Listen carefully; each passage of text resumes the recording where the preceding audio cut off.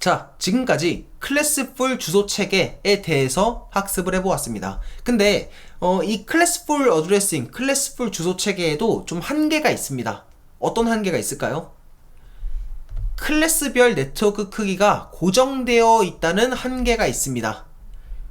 그쵸?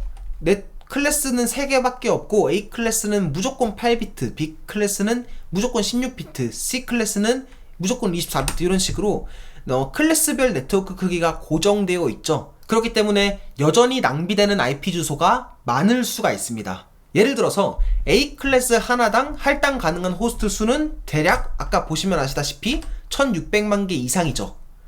B 클래스는 대충 6만 개 이상입니다. 하나의 조직에서, 하나의 네트워크에서 이만큼의 호스트를 할당하는 사례가 사실 그렇게 많지는 않을 거란 말이죠. 그쵸? 여전히 많은 호스트 주소 공간이 낭비될 수가 있습니다.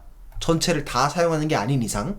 그쵸? 그리고 클래스별 네트워크 크기가 고정되어 있기 때문에 사전에 정해진 크기 이외에 다른 조금 더 정교한 크기의 네트워크를 구성하기가 어렵다는 것도 단점입니다. 예를 들어서 아까 보시면 아시다시피 C 클래스 네트워크 하나당 할당 가능한 호스트는 대략 한 254개 정도로 나와 있거든요. 근데 동일 네트워크로 300명의 IP 주소를 할당하려면 C 클래스보다 크죠? 그러면 이 상황에서 B 클래스 주소를 이용을 해야 될까요? 너무너무 많은 IP 주소가 낭비가 될 수가 있겠죠? 그냥 네트워크 주소 비트를 23비트로 하고 호스트 주소 비트를 9비트로 하면 깔끔하게 해결되는 문제잖아요. 그쵸? 이런 식으로 조금 더 정교한 크기의, 정해진 크기 이외에 조금 더 정교한 크기의 네트워크를 구성하기가 어렵다는 단점도 있습니다. 이러한 클래스풀 주소 체계의 한계를 보완하기 위한 오늘날까지도 많이 사용되는 주소 체계가 클래스리스 주소 체계입니다. 클래스리스 주소 체계는 말 그대로, 이름 그대로 클래스 개념 없이 클래스에 구애받지 않고 네트워크 영역을 나누고 호스트에게 IP 주소 공간을 할당하는 방식이라고 보시면 됩니다. 그렇기 때문에 클래스풀 주소 체계보다 조금 더 유동적이고 정교한 네트워크를 구성할 수가 있다는 장점이 있어요. 그래서 오늘날에 주로 클래스리스 주소 체계를 이용하는 경우가 많아요. 클래스리스 주소 체계를 이용하면 기존에 할당되어 있는, 기존에 사전에 정해져 있는 이 A 클래스, B 클래스, C 클래스를 조금 더 유동적이게 정교하게 네트워크 크기를 나눌 수가 있기 때문에 네트워크 주소 비트에 예를 들어서 25비트를 할당할 수가 있고요, 20비트를 할당할 수도 있고요, 뭐 이런 식으로 조금 더 정교하게 네트워크 크기를 나눌 수가 있습니다. 클래스리스 주소 체계를 이용하면. 아시겠죠? 자, 그렇다면 클래스 개념을 사용하지 않고 클래스에 구애받지 않고 어떻게 네트워크를 조금 더 정교하게 구획할 수 있는지 알아보도록 합시다. 자, 클래스리스 주소 체계에서는 클래스 개념을 사용하지 않기 때문에 네트워크 주소 부분과 호스트 주소 부분을 나눌 수 있는, 구분할 수 있는 수단이 필요합니다. 그리고 그 수단으로서 서브넷 마스크를 이용합니다. 서브넷 마스크는 1과 0으로 구성되어 있는 비트열입니다. 비트열, 이렇게 생긴 비트열이에요. 네트워크 주소는 1, 호스트 주소는 0으로 표기한 비트열을 서브넷 마스크라고 지칭을 합니다. 클래스 개념 없이 IP 주소상에서 이만큼이 네트워크 주소야, 이만큼은 호스트 주소야, 요거를 구분하기 위해서 사용하는 비트열이다 라고 보시면 돼요. 아시겠죠? 서브넷이라는 이름 자체가 부분적인 네트워크, 즉 서브넷을 의미합니다. 서브 네트워크를 의미해요. 그래서 네트워크 내에 부분적인 네트워크를 구분짓는 비트열이라고 생각하셔도 좋습니다. 아시겠죠? 자, IP 주소상에서 네트워크 주소만큼 1, 호스트 주소만큼 0으로 표기한다면 앞서 말씀드린 A, B, C 클래스의 기본 서브넷 마스크는 어떻게 표현할 수 있겠어요? 이렇게 표현할 수가 있겠죠. A 클래스는 첫 8비트가 네트워크 주소 크기에 사용이 되니까 요렇게, 나머지는 호스트 주소니까 요렇게. B 클래스는 16비트 16비트니까 1, 16개, 0, 16개. C 클래스도 요렇게 표현할 수가 있겠죠. 그쵸? 클래스리스 주소 체계는 이 서브넷 마스크를 기반으로 IP 주소 상에서 이만큼이 네트워크 주소야, 이만큼은 호스트 주소야, 요거를 구분한다 라고 보시면 되겠습니다. 어렵지 않죠? 그쵸? 자, 그리고 이러한 서브넷 마스크를 이용해서 클래스를 조금 더 잘게 내가 원하는 크기로 더 잘게 쪼개어서 사용하는 것을 서브네팅이라고 이야기를 합니다. 자, 그렇다면 이 0과 1로 이루어진 비트열인 서브넷 마스크를 어떻게 이용할 수 있는지도 한번 알아봅시다. 서브넷 마스크를 기반으로 네트워크 주소와 호스트 주소를 어떻게 구분 지을 수 있는지 한번 알아봅시다. 자, 이거는 되게 간단합니다.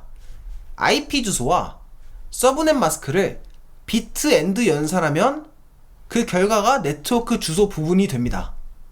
참고로 비트 엔드 연산은 이건 프로그래밍 언어를 배워보신 분들은 아시겠지만 피연산자가 모두 1일 경우에 1, 아닐 경우에는 0이 연산되는 연산자를 말합니다. 예를 들어서 10101이라고 하는 이진수가 있고 11100이라고 하는 이진수가 있다 라고 가정을 해볼게요. 여기서 이거 두 개 한번 연산해보세요. 10 피연산자가 모두 1인가요? 아니죠. 결과는 0입니다. 이거 두 개 한번 연산해볼게요. 피연산자가 모두 1인가요? 아니죠. 0입니다. 이거 두 개 연산하면 피연산자가 모두 1이죠. 1입니다. 이런 식으로 10100 이 연산되는 연산자가 비트 엔드 연산이라고 보시면 되겠습니다. 아시겠죠? 자, 어쨌든 이 서브넷 마스크는 IP 주소와 서브넷 마스크를 비트 엔드 연산하기 위해서 사용됩니다. IP 주소와 서브넷 마스크를 비트 엔드 연산을 하면 그 결과로 나오는 값이 IP 주소 상에서 네트워크 주소 부분이 됩니다. 아시겠죠? 예를 들어서 이런 IP 주소와 이런 서브넷 마스크가 있었다 라고 가정을 해볼게요. 이 IP 주소와 이 서브넷 마스크를 둘 다 이진수로 표현하면 이렇게 표현할 수가 있습니다. 여기에서 IP 주소와 서브넷 마스크를 비트 엔드 연산을 해볼게요. 그러면은 그 결과는 다음과 같습니다. 그냥 쉽게 말해서 이 빨간색 부분을 그대로 밑으로 내린다라고 생각하시면 돼요. 이만큼을 그대로. 그러면은 비트 엔드 연산한 부분은 이만큼이 되겠죠? 이거를 10진수로 표현하면은 이렇게 표현할 수가 있습니다. 즉, 이 IP 주소상에서 네트워크 주소 부분은 192.168.219.0이다. 이렇게 알 수가 있는 겁니다. 여기까지 이해 가셨죠? 그쵸? 즉, 이만큼이 호스트 주소 공간에 사용되는 주소다 라고 볼 수가 있을 텐데, 아까 전에 제가 뭐라고 말씀을 드렸냐면 호스트 주소 공간이 모두 0인 주소는 네트워크 자체를 지칭하기 위한 주소다.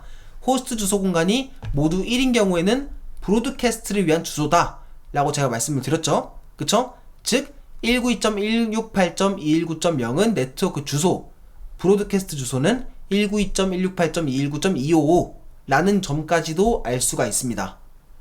그리고 이 두 개를 제외한 할당 가능한 호스트의 IP 주소 범위는 192.168.219.1부터 192.168.219.254까지다 까지 대답할 수가 있는 거예요. 어렵지 않죠? 그쵸?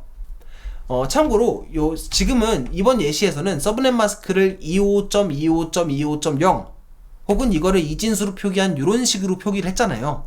그쵸? 근데 서브넷 마스크를 표기할 때 이런 식으로 표기하는 경우도 물론 많이 있지만, 때로는 어떤 식으로도 표기를 하냐면 이런 식으로 10진수로 직접 표기하는 경우도 물론 있지만, IP 주소상에서 서브넷 마스크의 1의 개수로 표현하는 경우도 많습니다. 예를 들어서 앞선 예시에서 요런 서브넷 마스크 있죠? 이렇게 생긴 서브넷 마스크. 이 서브넷 마스크 상에서 1의 개수가 몇 개죠? 24개죠. 이만큼. 1이 24개 있죠? 1이. 그래서 IP 주소 슬래시 24 이런 식으로 표현하는 경우도 많아요. 이렇게 하는 게 좀 더 간단하죠? 그쵸? IP 주소는 뭐다? 서브넷 마스크는 25.25.25.0이다. 이렇게 표현하는 것보다 그냥 1이 24개에 있는 서브넷 마스크다. 이런 식으로 표기하는 게 조금 더 간단하죠? 그쵸? 이런 식으로도 많이 표현을 합니다. 이런 식으로 표기하는 서브넷 마스크 표기법을 사이다 표기법, CIDR 표기법이라고도 부릅니다. 여기까지 이해가 됐죠? 그쵸? 서브넷 마스크가 무엇인지, 어떻게 사용할 수 있는지, IP 주소와 서브넷 마스크를 비트 엔드 연산하면 어떤 정보를 뽑아낼 수 있는지, 서브넷 마스크는 어떻게 표기할 수 있는지까지 알아봤다라고 보시면 돼요. 아시겠죠? 자, 그러면 한번 복습을 해봅시다. 요런 IP 주소와 서브넷 마스크가 있었다 라고 가정을 해볼게요. 이런 표기를 딱 보셨을 때 이 호스트는 어떤 네트워크에 속한 어떤 호스트를 가리키는지, 나아가서 브로드캐스트 주소는 무엇이 되는지 뭐 등등을 한번 정보를, 내가 알아낼 수 있는 정보를 한번 뽑아내 보도록 할게요. 자, 여기에서 네트워크 주소와 호스트 주소 부분을 계산을 해야겠죠. 요거를 보고, 자, 이 표기에서 요 슬래시 25는 무엇을 뜻한다라고 말씀드렸죠? 1의 개수가 25개인 서브넷 마스크다를 표현한다라고 말씀드렸죠. 자, 그래서 요것만 보고 슬래시 25만 보고 서브넷 마스크는 요런 꼴을 띄겠구나 라는 거를 짐작하실 수 있어야 됩니다. 여기까지 이해가 됐죠, 그쵸? 그리고 IP 주소인 192.168.0.2는 이거는 그냥 인터넷 등으로 이제 계산기를 한번 쳐보시면 바로 나올 텐데, 이진수로 표현해보면 이렇게 나올 수가 있습니다. 이렇게 표현이 돼요. 아시겠죠? 그리고 슬래시 25, 즉 1이 25개인 요런 꼴의 서브넷 마스크는 10진수로 표기하면 다음과 같이 표현할 수가 있습니다. 이게 서브넷 마스크예요. 요거랑 같은 말입니다. 아시겠죠? 자, 서브넷 마스크는 어떻게 사용하면 된다 그랬죠? IP 주소와 비트 엔드 연산을 하면 된다 그랬죠? 그쵸? 그래서 비트 엔드 연산을 하면 결과는 다음과 같습니다. 192.168.0.0, 즉 네트워크 주소는 192.168.0.0이구나. 호스트 주소는 몇 비트로 표현 가능하겠어요? 7비트로 표현 가능하구나 까지 알 수가 있겠죠. 이렇게 비트 엔드 연산을 하면 알 수가 있으니까. 그쵸? 그리고 네트워크 주소는 192.168.0.0이고 호스트 주소 공간이 전부 1인 주소는 브로드캐스트 주소라고 했으니까 0111111이 브로드캐스트 주소가 되겠죠. 즉 브로드캐스트 주소는 192.168.0.127이다 까지 알 수가 있겠죠. 그리고 이 네트워크에서 할당 가능한 호스트의 IP 주소는 다음과 같은 범위를 가지는구나 까지도 알 수 있을 겁니다. 즉 192.168.0.2/25는 총 126개의 호스트를 할당할 수 있는 192.168.0.0이라고 하는 네트워크에 속한 두 번째 호스트이구나 까지 알 수 있는 거예요. 이 표기를 보고. 참고로 말씀드리자면 제가 지금까지 설명드린 내용들은 직접 손으로 계산할 필요는 없습니다. 인터넷 창에다가 서브넷 계산기, 서브넷 캘큘레이터 이런 식으로 치면은 제가 앞서 설명드렸던 내용들이 자동으로 계산해주는 여러 서비스들이 많다는 걸 아실 수가 있을 거예요. 예를 들어서 그 중에 하나에 이렇게 들어와 보시면 앞서 제가 설명드렸던 그 예시 그대로 칠 수 있는 이런 화면이 나오거든요. 서브넷 그리고 IP 어드레스 나오거든요. 캘큘레이트 버튼 딱 누르면은 이런 식으로 IP 주소는 뭐고 네트워크 주소는 어디고 그리고 사용 가능한 호스트 범위는 어느 정도고 브로드캐스트 주소는 무엇이고 이런 식으로 알아서 계산을 해주는 경우가 있습니다. 그래서 제가 지금까지 설명드렸던 내용을 막 손으로 계산할 필요는 없다. 개념 정도만 알고 계시면 무방합니다. 아시겠죠? 자, 여기까지 서브넷 마스크의 개념과 사용 방법에 대해서 말씀드렸습니다.